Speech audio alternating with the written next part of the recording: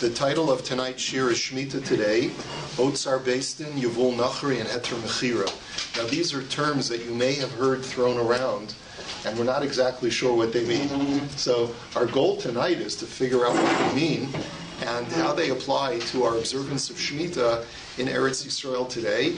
Anyone who's planning a trip to Eretz Yisrael over the course of this year absolutely will hear these terms, and it certainly behooves you to know at least what they mean, and then you can decide, based on input from your rabbinic council, how you want to comport when you're in Eretz Yisrael.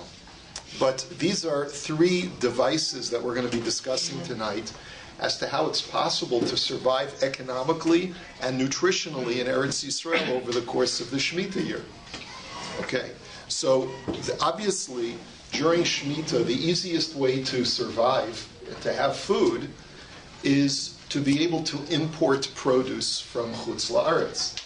That would be the easiest thing to do. There would be no shilas involved in the produce because it's clearly grown outside of Eretz Yisrael. And this, of course, we have documented was done even in the times of Chazal. That even in the times of Chazal, there were the Gemara documents, and we learned about this a few weeks ago, that when the Jews came back in the times of Ezra and Nehemiah, and they retook many portions of Eretz Yisrael, they deliberately, even though they had the political power to do so, they deliberately did not annex certain portions of what was previously considered Eretz Yisrael, and they left those areas to be formally not declared kadosh, have kedushas ha'aretz. And the reason why they did that was in order to be able to have farms out immediately on the border outside of Eretz Yisrael to be able to provide for the Shemitah year for Jews who were living, for Aniyim who were living in Eretz Yisrael and had no other means of getting produce. So we know that this is clearly a device that has been going on for centuries, and certainly when the Yishuv in Eretz Yisrael was quite small, this was really the preferred method. You would import produce from Chutz La'aretz, from Jordan, which is, I just sent out a photo in one of the emails a couple weeks ago, a photo of a group of rabbis wearing kafiyas going into Jordan to be able to check the produce and make sure that it's okay for import. That's the way it's done even today. So what of course is the downside of that? The Israeli economy, okay? Because the economy relies on a certain percentage of the economy, not talking about the high tech in Herzliya, but a certain amount of the economy relies on farming, relies on agriculture. So to allow the land to truly remain fallow is going to compromise and perhaps seriously damage the Israeli economy. So what are you supposed to do?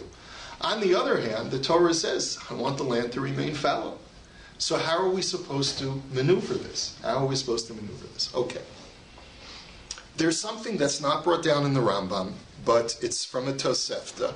And the Ramban al HaTorah quotes this, as do the Rash and others, in talking about one of the remedies that Chazal allowed for during a Shemitah year. And this is source number one. It's a Tosefta in Maseches Shavios, at the beginning of chapter 8, and it says as follows, source number 1. Barishona, hayu shluchei Beis Din yoshvin, and before I go any further, let me just give a disclaimer that I should give anytime we talk about Shemitah. I am not an expert in Hilchos Shemitah. I'm a neophyte. I'm working already on my 4th sefer on the laws of Shemitah that are recently published. Just because it's so confusing, I try to cull from as many different sources as I can just to get pashut pshat. So if there's anything unclear, it's my fault, not because the halacha is unclear. Barishona hayu shluchei Beis Din yoshvin al pischei ayaros. That originally, says the Tosefta, there were messengers from Beis Din that would sit by or would dwell by the entrance to a city, and kol mi shemevi peros b'soch yado notlin osan mimenu. So just imagine you've got a cartload of produce that a farmer is bringing from his farm into the city. A representative of Beis Din is standing at the entrance to the city, and he would confiscate all of the produce. V'nosei lo mehen mazon shalosh seudos. And then in exchange, what would the farmer receive? Enough food for 3 meals. Shkoyach, right? So he brings a cartload full of watermelons, and he gets back one watermelon and maybe some other food that they give him. And the rest of the produce is brought into a granary or a silo, sheba'ir.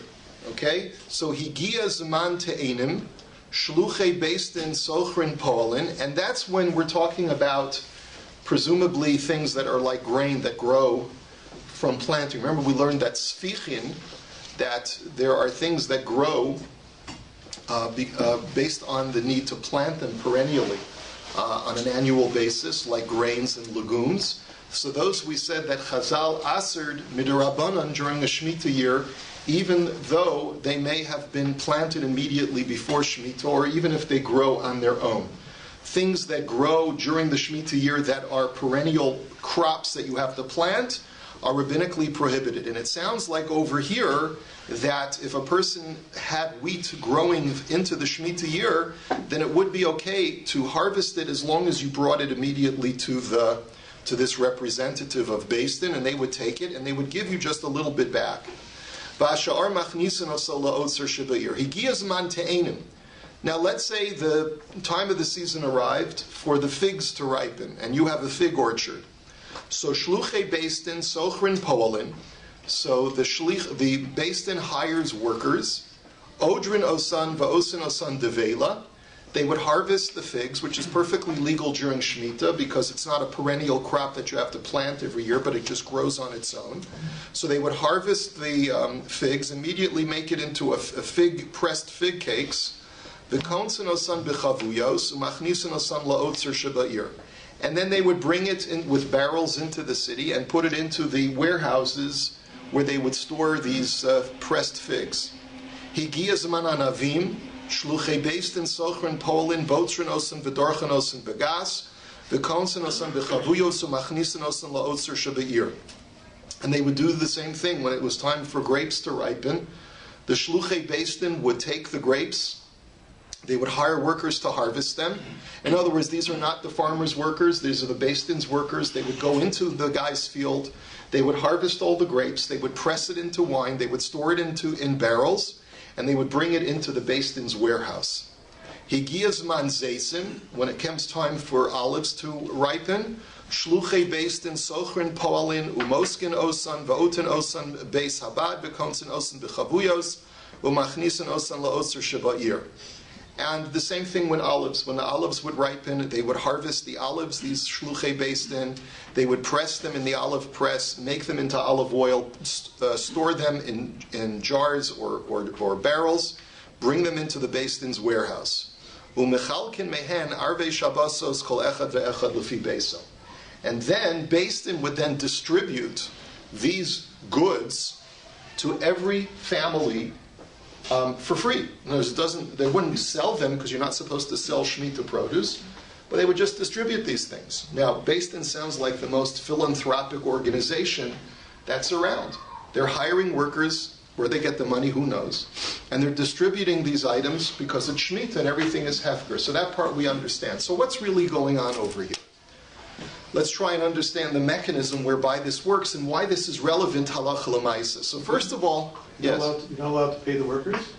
We haven't seen anything about paying the workers. Well, it says they would hire the workers. Beis Din would hire the workers. It says that in the Tosefta, sochrin po'alin. They would hire workers. So the workers, you're allowed to. It's not their field. So they're allowed to be compensated for their work product. You're just not allowed to pay or trade in the Shemitah produce itself. Okay, so let's take a look at the Ramban. The Ramban, this is one of the very few instances where we resource halacha from a Ramban al HaTorah. Right? I'm trying to think if there's any other place where halacha is based on the Ramban's Perush al HaTorah. Let me know if you come up with anything. Can you think of anything offhand? I can't think of anything offhand. Many hashkafic principles we get from the Ramban al HaTorah, but very few halachic issues. So this is one of the few in Hilchas Shemitah. And it says that the Ramban quotes this Tosefta in Parshas Bahar, and then he says as follows. He says, Ve'asu lahem takanot midivrehem, that the rabbis made certain provisions to help ameliorate the Shemitah year. Barishona hayu Beis Din osin otzar b'chol ir va'ir. That originally this is what the Beis Din did. They made warehouses in every city. Mitechilas yitzias haperos hayunolin osan miyad mivi'enu machnisan osam la'otzar. That from the very beginning of the ripening of the produce, they would confiscate them from the farmers, and then they would place them in the warehouse. And when it was time for the harvest of that particular item, and then, in other words, this was first done for farmers who were bringing it voluntarily on their own to the city. But then when the harvest season actually arrived, then Beis Din Sochrin Paulinu Botzinu Moskin Veloktin Koloso Hamin Vidorchim Moskin Begas Ubebeis Habad Kederach Sha'ar Hashanim. Then Beis Din would actually send out workers. They would hire the workers. They would harvest all of the items. They would manufacture them into the finished product. And Vinosin La'otzar Shalahen, and they would put them in their own warehouses. Now, normally we also know that one of the halachas of Shemitah is that you're not allowed to store Shemitah produce longer than its availability out in the field. And yet this is precisely what the Beis Din was doing. And so obviously you have to argue that the Beis Din reserves special privilege because of the fact that it's still considered ownerless, because Beis Din is not a singular entity that is taking possession of these items. Rather, Beis Din is taking possession of these items specifically for the sake of all of Klal Yisrael. And as such, it's still considered to be in a hefker state. So that's the reason why it's okay for Beis Din to continue storing these items. Ve'elu hateros hamechunasim la'osar Beis Din ein tzrichin biur acher shekvar mevu'arin heim min habayis. It's exactly what the Ramban says. That this produce does not need to be laid out, removed from the house, because it's already, by virtue of the fact that it's deposited in the Beis Din's warehouses, means that it's no longer in any person's individual home. Now the Ramban is l'shita so. We saw a couple of weeks ago that there's a machlokus between the Ramban and the Rambam as far as what the mitzvah of bi'ur is. The Rambam says that bi'ur means that when the produce is no longer out in the field, it's no longer growing, you have to actually destroy it by burning it. You have to actually flush it down the toilet or do something with it to physically destroy it. But the Ramban says that doesn't make any sense. Bi'ur simply means you have to remove it from your home and leave it on the doorstep for the poor. And the Ramban is saying that this is exactly what this accommodation of Otzar Beis Din is. When Beis Din takes possession of the produce, they have essentially removed it from any individual's ownership in an individual's home, and that in itself accomplishes the mitzvah of bi'ur, and that's why it can stay in the Beis Din's warehouses for even longer than it normally would be allowed to remain in anyone's particular home. It's considered to be hefker while it's in the warehouse. Ve'echad aniyim, ve'echad ashirim, mutarim la'achar habir lekabel mehen miyad Beis Din la'ochlan. And therefore, anyone can come to the Beis Din warehouse and say, I'm hungry, I'd like some wine, I'd like some olive oil, please, and Beis Din would ration it out to people according to the needs of the community. V'chol zu hatakana v'hatar shel Beis Din mipnei cheshad shelo yavou la'akvam o la'asot mehem schora. This is a crucial line. Why did Beis Din make this accommodation? They did it because this was to prevent the temptation that a farmer would have to hoard his produce and not make it hefker. Because, of course, when you're a farmer and you've got very valuable hundreds, perhaps thousands of dollars of produce growing on your farm, and you're expected to make it hefker and just let anyone come onto your field, and then when the time of biur comes, you're supposed to just eliminate it. As how can you expect a person to just watch thousands of dollars dissipate in front of his eyes? So Beis Din made this accommodation to remove the Yetzer Hara from a farmer. And they basically said, look, we're going to take this off your hands, so you're not going to have the temptation of hoarding it, not making it hefker, and keeping it after the Zman of biur, or selling it. Ucheshein Otzar Beis Din v'lo Beis Din v'haperos biyad hamilaket osam min hahefker. But when there is no Otzar Beis Din accommodation, let's say you're living in Eretz Yisrael at the time the Ramban was, when he wrote this Torah commentary, when it was big, you couldn't find the minyan in Yerushalayim, so then, there is no Otzar Beis Din accommodation. And then he says, then you really are stuck during a Shemitah year, And you have to make sure that any produce that grows during Shemitah, taka remains hefker. Hu tzarich levara min habayit bishat habiur. When a time when it's no longer seasonal, this fruit, you have to make sure that it's no longer in your house. Umafkiram al petach beito va'ochlin v'holchin la'olam. You leave it outside your house and let it just stay there until either someone takes it or it just rots. V'zuhi sheviyet she'oseret b'mina b'mashu v'labir kamo shemuskar b'masechet nedarim mipnei sheyesh la heter b'biur mibeito. And that's why their Chazal say that even if a small amount of peros sheviyas get mixed in with other produce, it renders it all aser because of this principle of it's a davar sheyesh lo matirin. If you learned about Hilchas Bittul, you know all about this idea. But that's not the main thing. Okay, that's the mechanism of Otzar Beis Din as it exists already from the times of Chazal. Now, how is it applied nowadays? So nowadays, and I even remember this as a yeshiva bacher when I was in Eretz Yisrael during a Shemitah year back in the 80s. I'm trying to remember what year it was. It was some Shemitah year. I think it was maybe 82 or 83. I don't remember which one was the Shemitah year.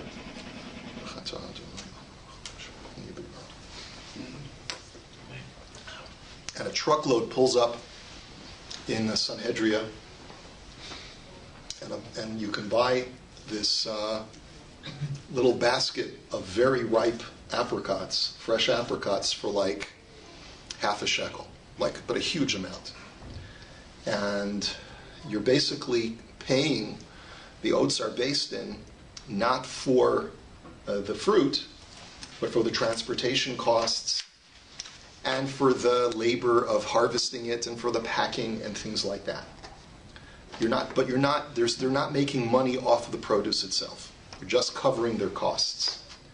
So the question is this something that a person should rely upon or not rely upon based on what the Ramban says? First of all, you know that the Rambam does not bring this Tosefta, and it could very well be because the Rambam doesn't hold of it, because the Rambam learns that biur is not just making it hefker, but biur is actually destroying it, in which case this whole mechanism wouldn't work.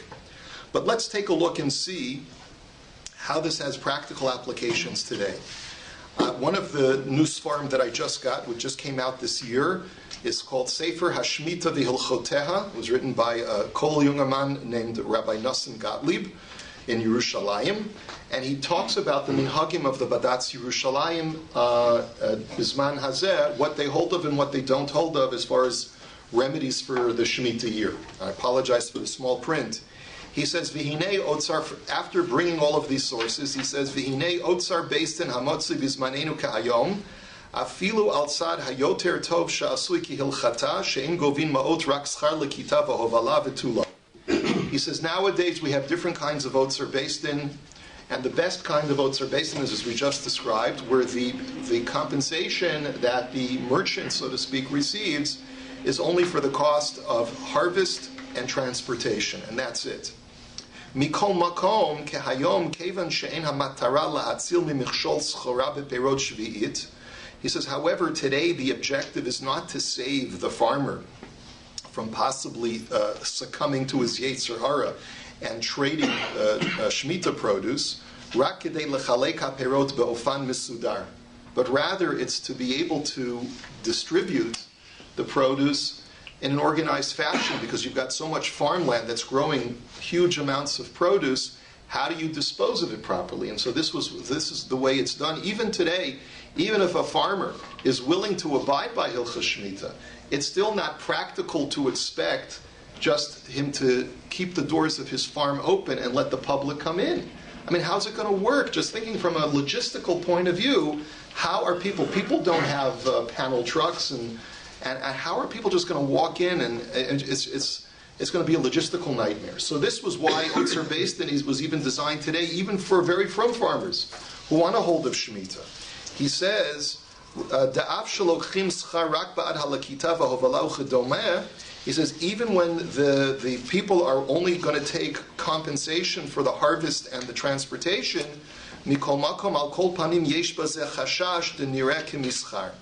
but it still looks like you're selling, because if you're putting it up in the makolet Even though you say it's Otzar Beis Din and it's at a discount, it still looks like it's you're trading in Perush Shvius. Uvitosefta ein remes klal shelakhu schar ba'ad halakita, umashma deha Beis Din atzmam shilamu lahashluchim mikupat kahal alakitat v'hovalata peirot.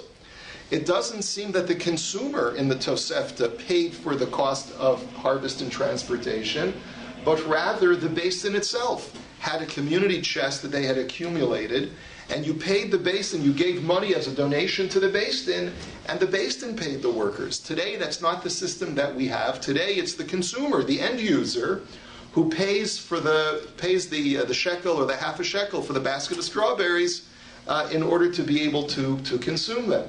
So it's a different system today, and he says that's what problem number one is. Va'afilu im nomar she'al pi ha'tosefta mutar af kishelochin schar be'es mechiras haperos al schiras hapoyalim. He says, and even if we will argue that it's still okay, that even the Tosefta would hold that it's okay for the consumer to pay for the basket of fruit as a form of compensation to the workers, Mikol makom lo matzinu laharambam shehetikla lahalacha et hatosefta. But what are you going to do? The Rambam doesn't cite this. And if the Rambam, the Nesher Hagadol, the great eagle of the Poskim, doesn't bring down this accommodation, we should be a little bit concerned also. V'ulai kevin delohuva b'gemara v'aflo b'talmud Yerushalmi lo paskinan kein. And after all, this is a Tosefta. This is not a Gemara. It's not brought down in the Bavli. It's not brought down in the Yerushalmi. It's not brought down in the Mishnah. It's a Tosefta, and therefore it's something that is a bit off the beaten path. And so maybe that's why the Rambam didn't paskin that way.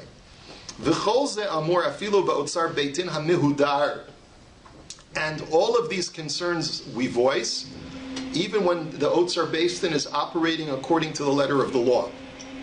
Aval ke'amur nafutz ke'hayom harbei sugei Otzar Beis Din, sheyesh harbei pikpukim al kashruto. But today, he says, there are many different iterations of Otzar Beis Din where there's basis to express concern and hesitation over its kashrus. V'hainu she'en lochin schar rak lekita v'hovala, what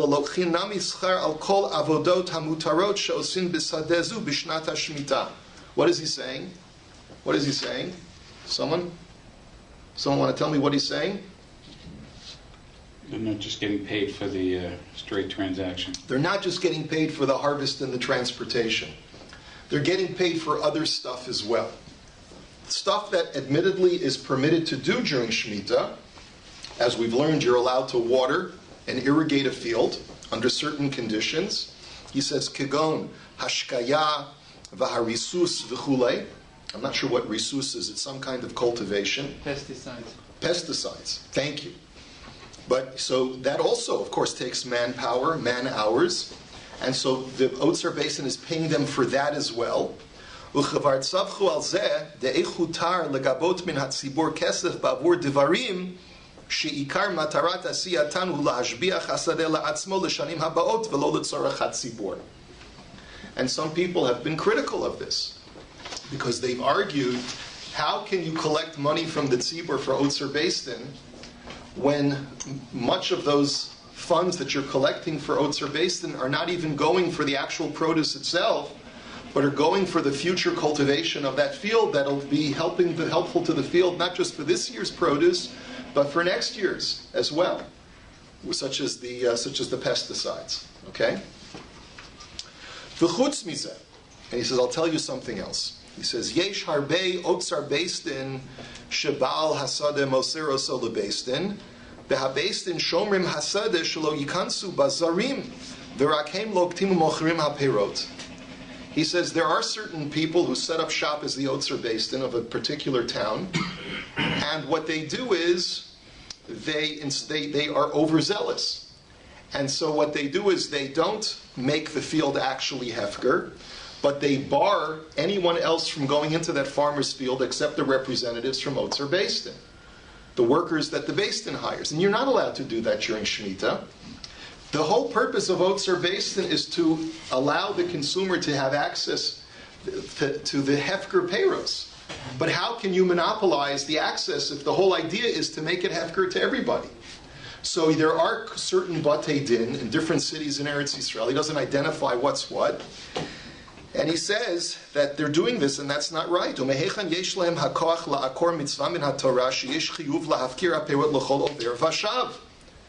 halacha requires a farmer to make his field hefker, totally hefker, accessible to everybody.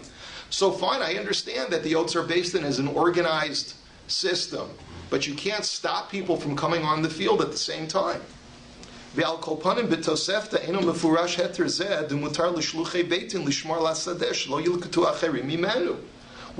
such a heter in the Tosefta. So that's another problem, he says, with certain Otzar Beis Dins. Okay? Another problem. מצוי בבית דין שמתנים עם בעל השדה שאם לא יצליח מכירת הפירות לכסות הוצאות שכר לכיתת והובלת הפירות. And sometimes you'll have an Otzar Beis Din situation where the Beis Din will negotiate with the farmer and they'll tell him, listen, my friend, in the event that the money that we raise from the sale of the produce does not cover the costs of farming and harvesting, then what will we do? Let's say, for example, we do a lot of cultivation and work, and the crops don't grow so well. He says, "Heim mitpatrim milaseit ba'ol hahotzaot shel lekita v'hovala, ubal hasadeh yitzdarech l'shalmo mimeitav kaspo." He says, then what they're going to do is they're going to require the farmer to cover the cost, because Beis Din says, "Listen, buddy, we're not going to take the loss. We're just here as a middleman between you and the consumer during a Shemitah year. But we need to cover our expenses. We have workers to hire, and we've got trucks and gasoline expenses. So if we don't end up selling enough produce to cover our costs, we're coming back to you, and you're going to have to pay for it." So this is a problem. Why? He says, because v'halo davar zehavi ka'arama gimura she'inam klal shluchei Beis Din. They're no longer the representatives of the public. You can't go back to the farmer if you're a shliach Beis Din. You're not working for him. You're working for the public. So by what right do these guys have to go back to the farmer and demand payment from him? They're not working for him. The field is hefker. You guys want to come on and do this. It's a win-win. I benefit because my field is farmed during the Shemitah year. The public benefits. So what are you telling me? But you don't want to take a loss? But that's the function of Beis Din. That's the whole function of Otzar Beis Din. So how can you come back to me? Then it's really a sign that you're not really working for the public, but you're working for the farmer. And then, of course, it goes back to the problem that you're trading in Perush Shvius. So this is the problem. He says, and v'hinei al ma shekafsavnu shebiyerushalayim lo nahagu lahatir Otzar Beis Din yecholin lishadot bo narga. He says, we've already written previously, that the minhag in Yerushalayim, I guess the Beis Din, the Badatz of Yerushalayim, never had a minhag to permit Otzar Beis Din produce. He says, we could throw a wrench in the whole thing. Dahalo yadua shelifnei kemea shanim b'shnat tafresh ayin erev rosh chodesh iyar chasmu habadatz hayashan depo ir hakodesh birashot gedolei Yisrael hagrach Berlin vehagrach Sonnenfeld al shtar Otzar Beis Din. Lebal hapardes harav hagon Reb Tzvi Hirsch Kanzal mimoshav rechavot. Now, how can I claim that the Badatz Yerushalayim does not permit Otzar Beis Din when we have a historical document which shows that the name of the farmer, a frum guy who was in Rechovot, whose name was Tzvi Hirsch Khan, he had a big farm, and they signed Tafresh Ayin. What's Tafresh Ayin? That's over it's 105 years ago. Right, so 105 years ago is 1909. Okay, so in 1909, they signed the shtar that would permit them to do Otzar Beis Din with the farm in Rechavot. Ach yesh ladat Otzar Beis Din ze lo haya lo hemshech b'shmitot habaot v'im kein ulai achar kach ra'u sheyachol lahavi kilkulim o stam hitchartu v'lachen lo himshichu badavar zeh. He says, so what does he forever? How does he answer, Craig? Maybe it'll work in the future, maybe it won't. They basically, the fact is we never see it repeating itself in subsequent years. And therefore, they may have had remorse realizing that it's doing more harm than good. Or they couldn't find documentation that they used it again. or they couldn't find other documentation. But the fact is that Reb Chaim Berlin and Reb Yosef Chaim Sonnenfeld did sign on a stempel of Otzar Beis Din once in Yerushalayim, but the modern practice in Yerushalayim is not to accept Otzar Beis Din. We'll do one more. He continues and he says, "V'chutz mizeh." He says, and more than that, Adayin kayam kehayom hashtar chozeh shechatmu az habadatz. We do have a record of that document that was signed back in 1909 for the Otzar Beis Din. Umatzinu sham harbei tenaim shehem lo mitkaimot b'derech klal ba'otzar Beis Din hanahu kehayom. And they put in so many conditions and restrictions to the Otzar Beis Din's activities that none that are not practiced by the Otzar Beis Dins today in different communities. Kegon mashematnim sham shehabetzira lo yehi rak al yedei nochrim b'shinoi. So one of the things Rav Sonnenfeld and Rav Berlin required is that when they harvest the grapes, they have to do it via non-Jews. You have to use Arabs, and they have to do it with a shinoi. They can't do the conventional method because again, all of these things are demonstrative of the fact that this is not regular farming like any other year. The Arabs working, isn't that a shinoi itself? No, not necessarily. Not necessarily. I mean, it could be that today, who works in your field today? You hire Arabs all the time. V'chein lo yimkaru rak al sikum mu'at lechatzot schar lekita v'hova'ah shelo yehi nireh kemechira gimura ela kechaluka. And furthermore, the prices have to be extremely low, and that's not the case today. In other words, it has to be recognizable by the selling price that this is not the fair market value of the fruit, but it's far less than that, just to cover the costs of transportation. And furthermore, they made a further rule that you can't have a customer pull up in his pickup truck and buy 20 baskets of fruit. You can only sell like one basket at a time per customer, so that it's clear that this is still hefker produce. And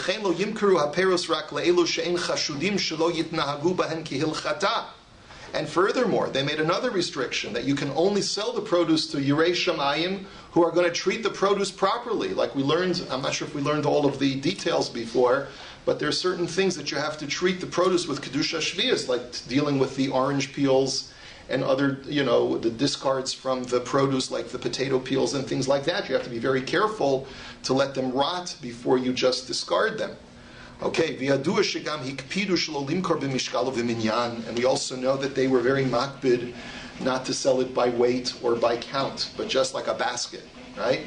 So all of these things, all of those restrictions that in 1909 they placed in that one time that we have this documentation they did in Yerushalayim, we don't find is going on today, and that would also explain why nowadays the Badatz Yerushalayim does not rely on Otzar Beis Din. V'lachein nohagin po ir hakodesh limnoa milihishtamesh beheter Otzar Beis Din mipnei hapikpukim ve'hamichsholot sheyicholim lahagia mizeh. And that's the reason why today we don't do it, because of all of the doubts and the potential problems that could arise from it. V'chein mesupar shehagon av Beis Din hagon hakadosh misat merzia hitnaged nimratzot al davar haheter shel Otzar Beis Din shenitpashet be'Eretz Yisrael.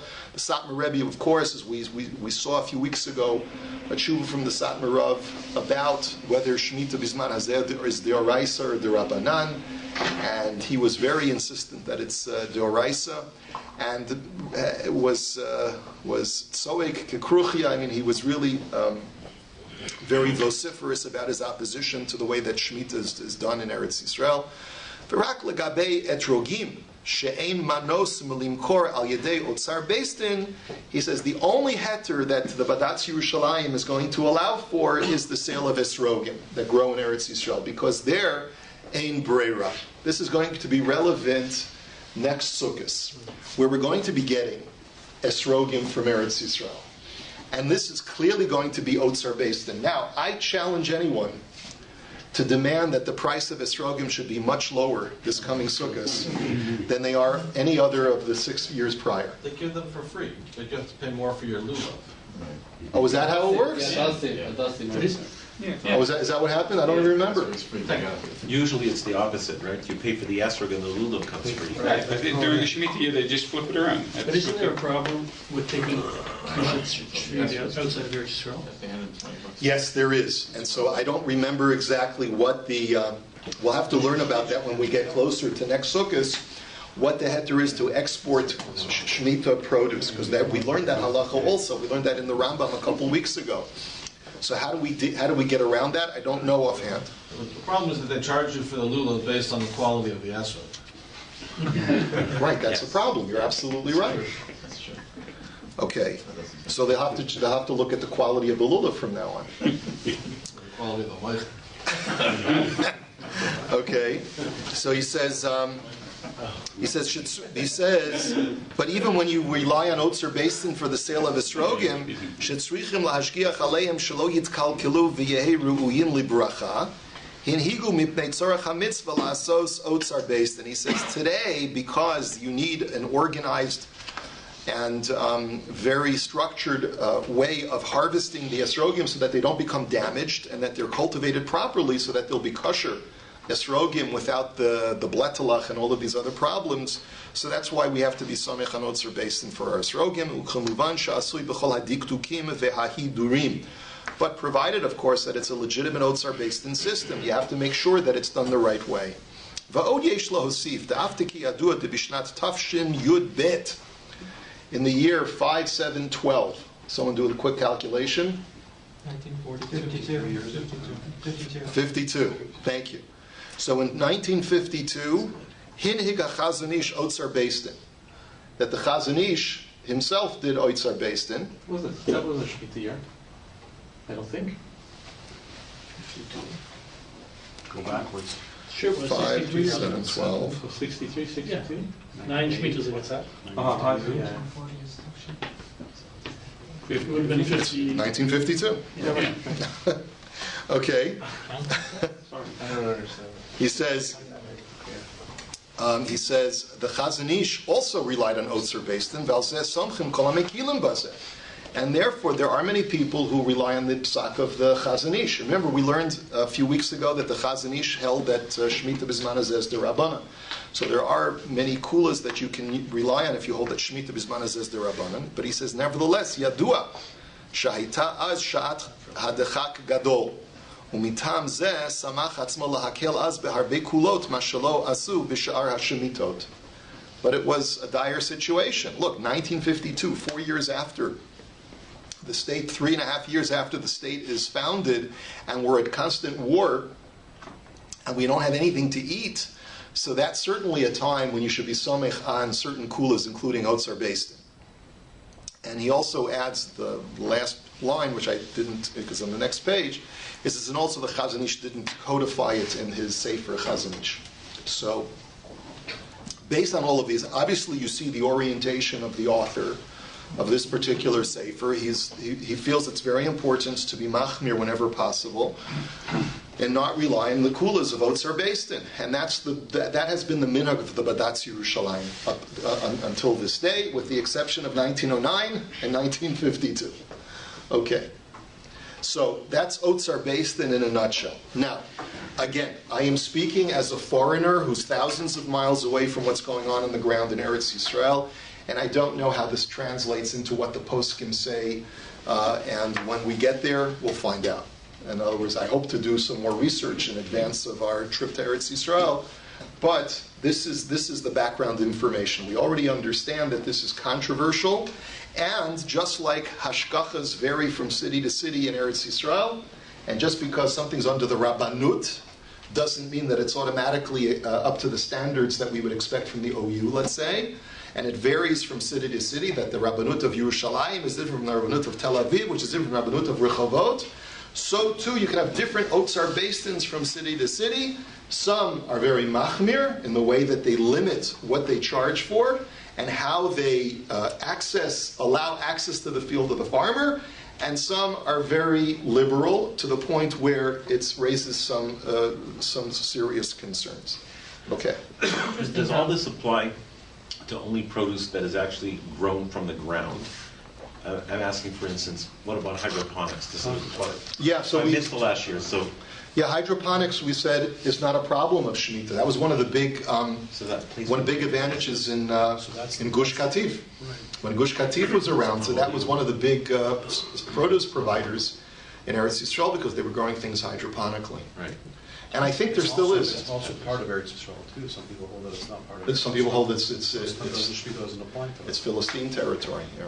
It's interesting that whoever this author is refers to Otzar Beis Din as being a kula. The whole Otzar Beis Din was resurrected was because they didn't want to rely on the Yevul Nochri or the Heter Mechirah, which are felt to be a far greater kulas in the halacha. Correct. So it's like Yevul Nochri is not a greater heter than Otzar Beis Din. Whether it's makia, I mean. The Heter Mechirah is a greater kula, but Yevul Nochri, as we'll see, the Beis Yosef Paskin that we'll see. That's where our next topic. We're going to talk about Yevul Nochri now. But it's not. I don't think that you could say that Otzar Beis Din is more machmir than Yevul Nochri. It's a different mechanism. But Otzar Beis Din is saying that even when the field is owned by the Jew, there's a way to access his produce and sort of streamline the process of bringing hefker produce to the consumer. That's what Otzar Beis Din does. But in the Gemara already, you see that whether a field owned by a goy is still subject to. Okay, we'll see. We'll see in just a minute. Craig? Is it just me, or just the kula being for a trogium is so bizarre versus regular food? Yeah.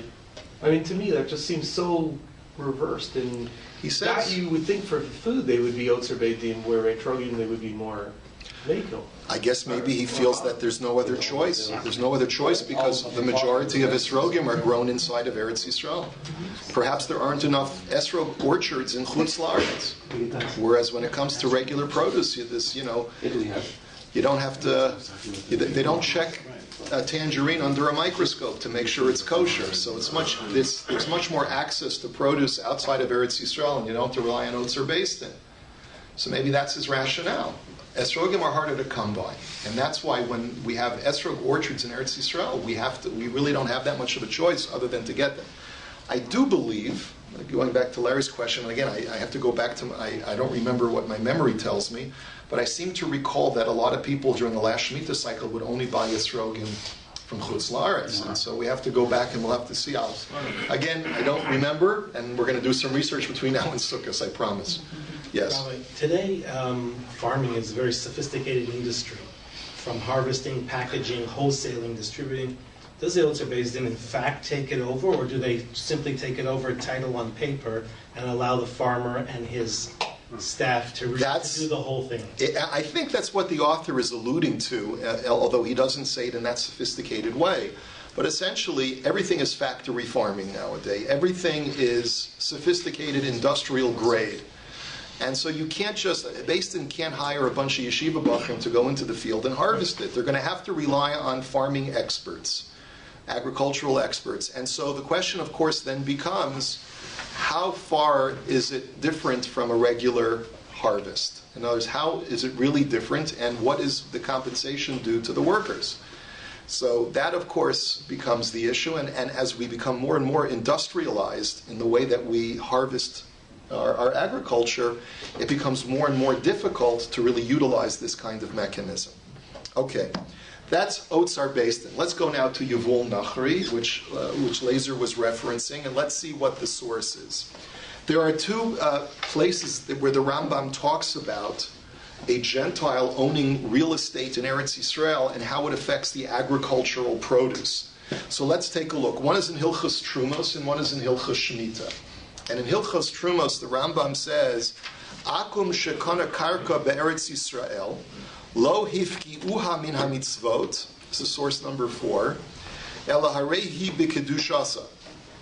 That if a Gentile buys real estate in Eretz Yisrael, he has not removed its intrinsic kedusha, and therefore all of the mitzvahs that would apply to that piece of karka, by virtue of the fact that it's within the borders of Eretz Yisrael, still apply. Now you understand that for the Rambam, there's a good argument to say that if a Gentile acquires land, he removes the Kedusha, because The sanctity of Eretz Yisrael is dependent upon the act of sanctification of the Jewish nation. That's why he said that when the Jews were exiled from their land by the Babylonians, the Kedusha of Eretz Yisrael left, and then we went back to build the second temple. We had to re-sanctify the land. And that Kedusha remains on permanently, according to the Rambam, at least in certain parts of Eretz Yisrael. So, what if a Gentile takes over a certain piece of real estate? We don't have to talk about whether it's mutter to sell, not to sell. We're just talking, he owns a piece of real estate. Does the Arab's land have intrinsic Kedusha? So the Rambam says it still has the Kedusha Eretz Yisrael. Lefichach, and therefore, Im chazar Yisrael ulekacham imenu eina kikibush yachid. And therefore, if a Jew would purchase that property from the Gentile, it's considered as if it never left the possession of the nation of Israel, and it still has its Kedusha. It's not like an individual Jew just took it over, and therefore would not have Kedusha Eretz Yisrael, but rather elamafrish truos umaisros umevi bikurim ve'hakol min haTorah ki'ilu lo nimkara la'akum me'olam. And therefore it retains its original Kedusha as if it had never been owned by a Gentile at all. Okay? And you wouldn't be able to buy that fruit. Well, we haven't talked about Shemitah yet.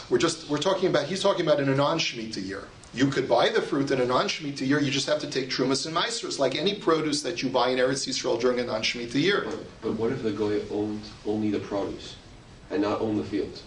Well, that's no a whole... There's no Kedusha on the produce, there's only Kedusha on the karka. But by Correct. the karka, you're not going to... Correct. Well, some people argue that that's exactly what the Rambam means. That what the Rambam means to say is that a goy cannot have a kinyan on the karka; it can only have a kinyan on the peiros, and therefore all you're buying from him is the kinyan peiros, but the karka always remained in the possession of the nation of Israel. So that's an interesting point, Yecheskel, and I'm not sure exactly if everyone understands the Rambam that way. But let's go on to the next shtickle of the Rambam, and this is in Hilchos Shemitah. He says, Akum shekana karka be'eretz Yisrael. If a Gentile purchases karka in Eretz Yisrael, v'zara b'shvius, and then he plants it during Shemitah year, so peiroseha mutarin. The produce is permitted, and meaning that there's no restriction of kedusha shvius on the produce. Shelo gazru ala sfichin ela b'pnei ovrei avera. Now, what restriction is the Rambam referring to? We know that there's a restriction on sfichim mid'Rabbanan, which we opened up the Shiur with tonight, which is that any crop that is planted on an annual basis, even though it grows on its own during Shemitah year, cannot be harvested and used during the Shemitah year, lest people think that you planted it during the Shemitah year. However, that's only when the land belonged to a Jew. If the land belongs to a goy and the goy plants it, then there's no problem for a Jew to benefit from that produce and to use it for himself. V'ha'akum einon mitzuven ala shvius kedei shenigzor aleim, because after all, this was a gezerah that the rabbis made to prevent people from planting. But what are we worried about? If we buy his produce, we're going to worry that he'll go ahead and plant. So let him plant. He's allowed to plant on Shemitah. There's nothing wrong. So therefore, there's no Isser Sfichin for a Gentile's property, and therefore you can benefit from the Gentile's produce during a Shemitah year. So let's at least understand, there's a big controversy as how to understand the Rambam, but we'll follow it according to the Kesef Mishnah, which is whom?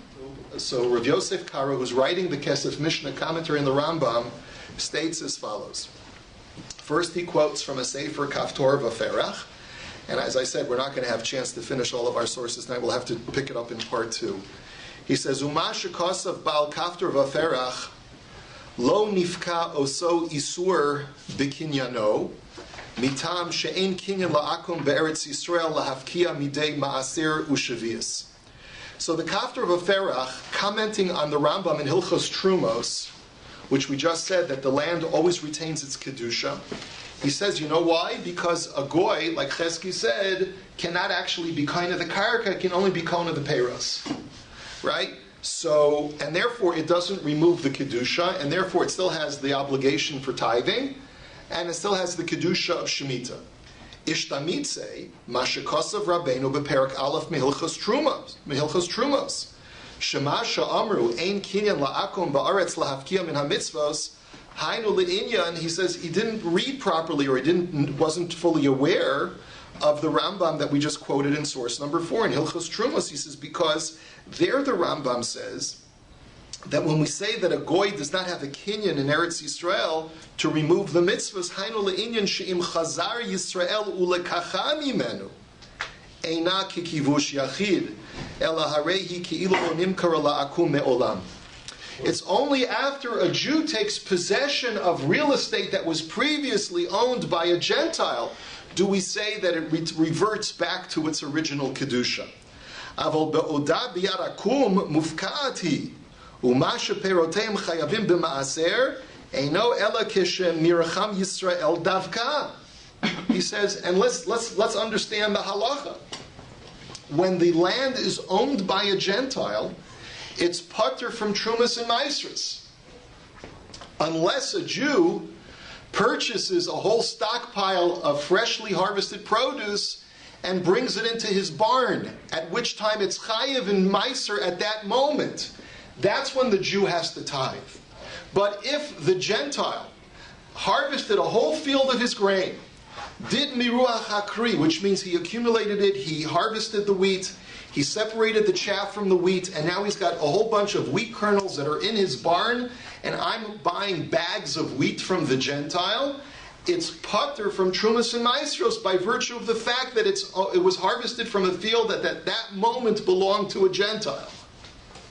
Okay, so there is no inherent kedusha to produce that grows in a Gentile's property. Okay, so he says, Sheperush, and I'm skipping a few lines, Sheperush divrei Rabbeinu kachen, and therefore the way we understand the Rambam in Hilchos Shvius, which seems to contradict that, because after all, what does the Rambam write? The Rambam says that it has the din of Shemitah produce, it's just that there's no Isser of Sfichim, which is a rabbinic prohibition, but it sounds like there's still a status of Kedusha Shvius to the produce. He says, no, you understand the Rambam as follows. He says, Akum shekana karka be'eretz Yisrael v'zara b'shvius, that if a Gentile purchases land in Eretz Yisrael and he plants it during the Shemitah year, peiroseha mutarim, then that produce completely doesn't have any din of Shemitah. Kolomar mipnei shehasadeh shel akum, v'gam lo ne'evad ba'avoda al yedei Yisrael, and it wasn't cultivated by a Jew. No Jew worked on that field. Hilkach mutarim. And that's why all the produce is permitted. Umishum di'ika la'akshuye yaha, af al pi shelo ne'evda al yedei Yisrael hayalanu le'osra de'lo girim misfichim shelo uvdu al yedei Yisrael va'afilo hachi asurim. Then the Rambam just writes, well then if that's the case, but then at least rabbinically we should step in and aser the sfichim, aser the produce, just like we aser produce that was not planted by a Jew and grew on its own during Shemitah, midrabanan, so why don't we aser by a goy as well? Lekach tireitz, ilu hayu hasfichim asurim min hadin haya kidvarecha. Aval me'achar she'asfichim einam asurim elo mishum shema yizra, uva'akum lo shayach ligzor shema yizra'u, sharei einam mitzuvim ala shvius, hilkach leka kushya misfichim u'me'ata in shum pikpuk b'divrei rabbeinu. A lot of pikpukim over here. That verb keeps coming up in Hilchos Shemitah because there's always ma yesh lefak fake. But he says, but basically all the Rambam is saying is there's no reason to go through midrabanan over here and aser it, because the only reason that they asered sfichim is because we're worried that a Jew, if we let you benefit from the wheat that grows during Shemitah, you may come to plant. But that's only true by a Yid, that's not true by a Goy, so let him plant, what's the big deal? And therefore, the way the Kesef Mishnah, the way Rav Yosef Karo understands the Rambam, is that it is 100% not Kedusha Shvius, not Kedushas Eretz Yisrael produce when it grows in the field of a Goy. V'imkein afal pisha ha'akum ovda b'shvius peroseh mutarim, and therefore, bottom line, according to the Rambam, any produce that grows in the field of a Goy in Eretz Yisrael during Shemitah does not have any of the limitations of Kedusha Shvius. Ad kan hakafa aleph, and we'll get to hakafa beis in Eretz Hashem next time when we learn about the big machlokas between the Mabit and the. Isn't that more like Heter Mechirah, what you just said? No, we're not talking about selling your field to a goy. Heter Mechirah, as we'll see, takes this one step further, and it says Moish Posner is the owner of the field, and just like he sells his chametz before Pesach to a goy, he sells his field to a goy before Shemitah, and continues working on the farm. You notice that the Kesef Mishnah said there's no Jew involved in this field. No Jew owns this field, and no Jew's working on this field. Right? Heter Mechirah takes that one step further and says, as long as you've technically switched the title on the property from you to the goy, business as usual. And we'll get to Heter Mechirah Mirz Hashem next week. So here you said it's also because maybe the Jew attempted to plant. Or you said also it's an Indian of Morris Ayin. There's no Indian of Morris Ayin by a goy. Well, Morris Ayin and lest you come to are very much related to each other in Chazal. Because what's going to happen, it looks like you planted, and people will come to learn from that, and they'll plant also.